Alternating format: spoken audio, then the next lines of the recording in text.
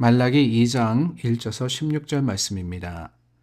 너희 제사장들아 이제 너희에게 이같이 명령하노라. 만군의 여호와가 이르노라. 너희가 만일 듣지 아니하며 마음에 두지 아니하여 내 이름을 영화롭게 하지 아니하면 내가 너희에게 저주를 내려 너희의 복을 저주하리라. 내가 이미 저주하였나니 이는 너희가 그것을 마음에 두지 아니하였음이라. 보라, 내가 너희의 자손을 꾸짖을 것이요 똥 곧 너의 절기의 희생의 똥을 너희 얼굴에 바를 것이라. 너희가 그것과 함께 제하여 버림을 당하리라. 만군의 여호와가 이르노라. 내가 이 명령을 너희에게 내린 것은 레위와 세운 나의 언약이 항상 있게 하려 함인 줄을 너희가 알리라. 레위와 세운 나의 언약은 생명과 평강의 언약이라. 내가 이것을 그에게 준 것은 그로 경외하게 하려 함이라.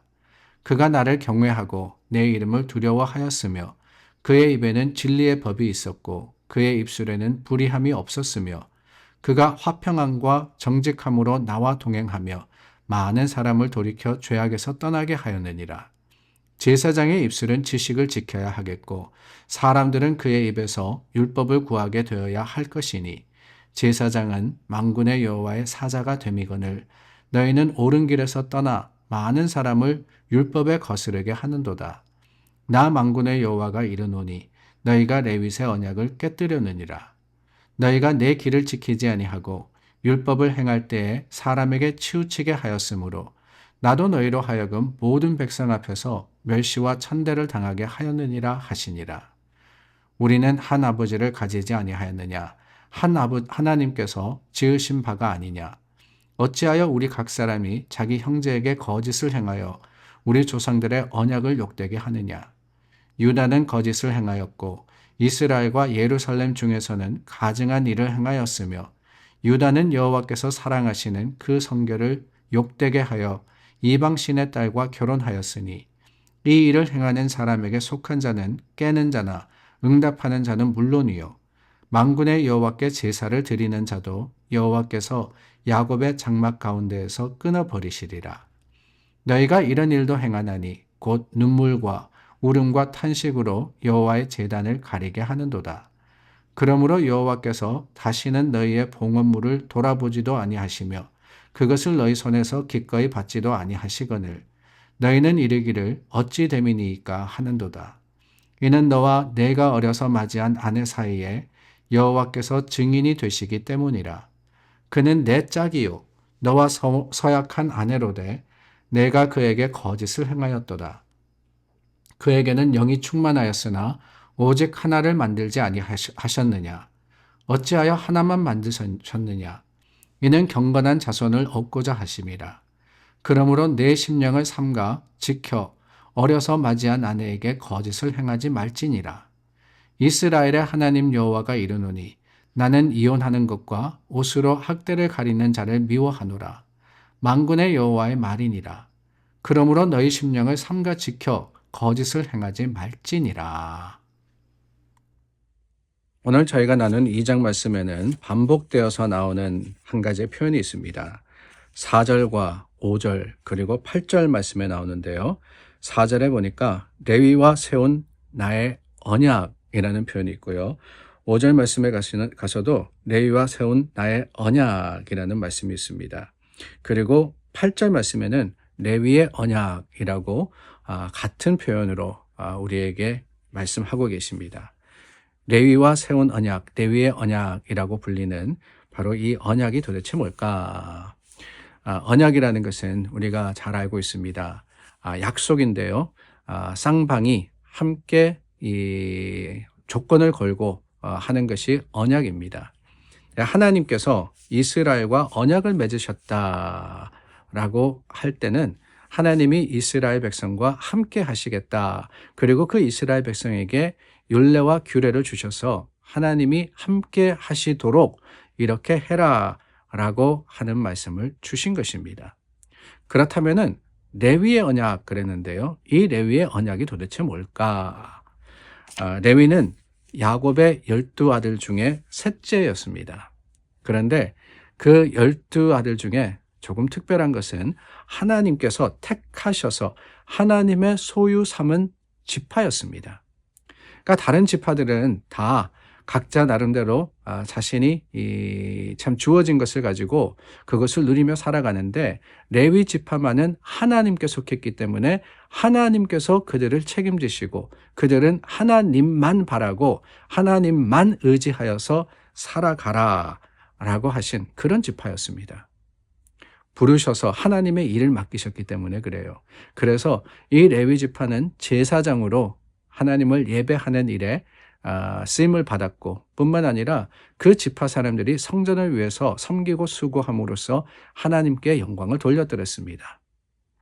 그 대신에 하나님이 이들을 지키시고 이들의 필요를 채우시겠다 그랬는데, 그래서 레위 지파는 가나안 땅이나 아니면 어느 곳에서도 자신의 분깃을 받지 않았습니다. 그러니까 다른 지파들은 가나안에 들어가서 다 땅을 차지하고 그 땅에서 각 지파대로 살아갔는데, 레위만은 어디에 자신의 소유를 가진 게 아니라 하나님께서 필요를 따라서 채워주시는 것을 의지하여서 하나님만 바라고 살아가는 그런 책임과 그런 사명을 받았던 지파였습니다.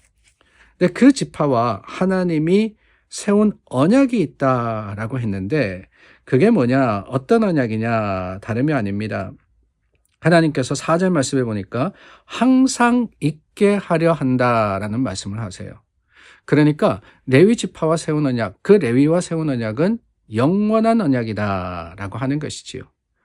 항상 있다라고 하는 것은 다름이 아닙니다. 시대를 막론하고 유효하다 하는 것입니다. 하나님께서 주시는 그 약속은 레위가 하나님을 오롯이 섬길 때 하나님께서 그들을 책임지시겠다라고 한 것만이 아니라 5절 말씀에 보니까 생명과 평강의 언약이다라는 표현을 하고 있습니다. 생명과 평강의 언약이다. 하나님께서 이 레위, 더 나아가서는 하나님의 백성들과 맺은 약속은 바로 그겁니다. 하나님이 하나님을 섬기는 자들에게 평강과 생명을 주시겠다라고 하는 거예요. 물론 여러분, 조건적으로 그렇게 하시겠다는 것은 아닙니다. 하나님은 우리를 긍휼히 여기시고 우리의 필요를 채워주시는 하나님이시기 때문에 우리가 연약할 때 그 연약한 것을 강하게 도우시고 부족한 것을 채우시는 하나님이세요. 그래서 네가 반드시 이것을 해야지 내가 이것을 주겠다, 그렇게 하시는 것이 아니라 하나님과의 그 언약을 소중하게 여기면은 때로는 부족할 수도 있죠. 때로는 넘어질 때도 있습니다. 레위와 맺은 언약이라고 했는데 그 언약의 본래의 의미가 쌍방이라고 했잖아요. 근데 하나님과 맺은 언약은 희한한 게 뭐냐? 때로는 우리는 그 언약을 제대로 지키지 못할 때도 있어요. 연약하여서 우리는 그 언약을 저버릴 때도 있습니다. 그런데 하나님께서 우리와 맺으신 그 언약이기 때문에 그것이 불변하지 않더라라고 하는 것이지요. 그러니까 우리는 하나님 앞에 하나님만 바라기만 하면은 하나님이 그래, 내가 너와 맺은 언약이 유효하다고 인정해 줄게. 내가 너를 생명으로 그리고 평강으로 인도해 줄게. 그렇게 하시는 거예요. 그게 바로 레위에게, 그게 바로 이스라엘에게, 더 나아가서는 오늘 우리에게 주신 약속입니다. 그리고 그 약속이 어떠한 약속이냐? 5절 말씀에 계속해서 말씀하십니다. 내가 이것을 그에게 준 것은 그로 경외하게 하려 함이라. 하나님과의 맺은 언약은 그 궁극적인 목적이 뭐냐? 우리가 어떤 이익을 따라서 유익하게 하려고, 그러므로 우리가 잘 살아야지, 하나님이 우리 편이시니까 우리는 세상을 이겨야지, 이게 다가 아닙니다. 그럼으로써 하나님을 하나님 되게 우리가 경배하는 것. 경외라는 거 항상 말씀드리죠. 하나님을 두려워하는 것이라 그랬습니다. 근데 그 두려움이라는 것은 무서움이 아니라 하나님의 하나님 되심을 바르게 인정하는 겁니다. 하나님, 내 친구 아니에요. 그래서 예전에 제가 아시던 목사님은 찬송에 보면은 예수님 나의 친구 뭐 이런 찬송이 있지 않습니까? 그럼 그거 다 바꿔서 부르시더라고요. 예수님 나의 주님, 나의 하나님이라고 말입니다. 아니, 예수님을 어떻게 감히 내가 친구라고 부를 수 있느냐? 물론 이해가 됩니다. 물론 친구라고 하시는 분도 이해가 돼요. 근데 중요한 것은 뭐냐? 그 목사님의 마음에는 하나님을 경외함이 있지 않았나라고 라는 생각이 들어요. 하나님을 경외하지 않았나.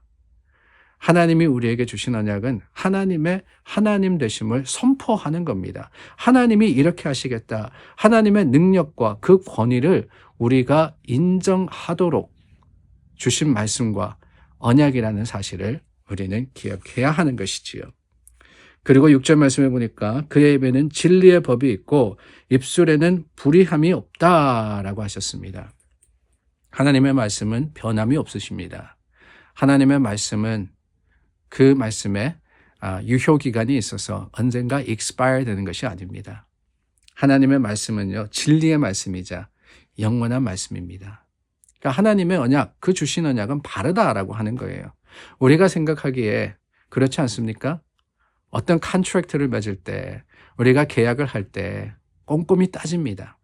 이게 맞나 틀리나 어딘가에 루폴이 있진 않을까라고 생각을 하면서 계산하고 따지는데 하나님과의 맺은 언약은 그럴 필요가 없어요. 왜? 하나님은 정직하신 하나님이시기에, 하나님은 우리 편이시고 우리가 잘 되기를 바라시는 분이시기에 주님과의 언약은 늘 우리에게 하나님의 주시는 유익이자 또한 하나님의 주시는 능력임을 우리는 기억하는 겁니다.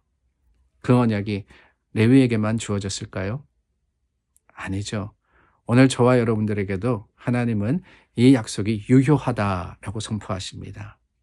그 약속을 따라서 말씀대로 살고 그 말씀이 우리 생명이 되는 귀한 하루가 될 수 있기를 간절히 소망합니다. 기도하겠습니다. 참 좋으신 하나님 감사합니다.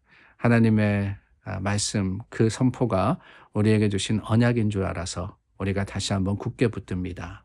주님께서 주시는 약속이 풍성히 이루어질 때까지 우리를 지켜주시고 인도하여 주시옵소서. 예수님의 이름으로 기도드립니다. 아멘. 오늘도 우리 주님의 인도하심과 성령의 충만하심을 따라서 살아가는 귀한 하루가 되기를 바랍니다. 기도하겠습니다.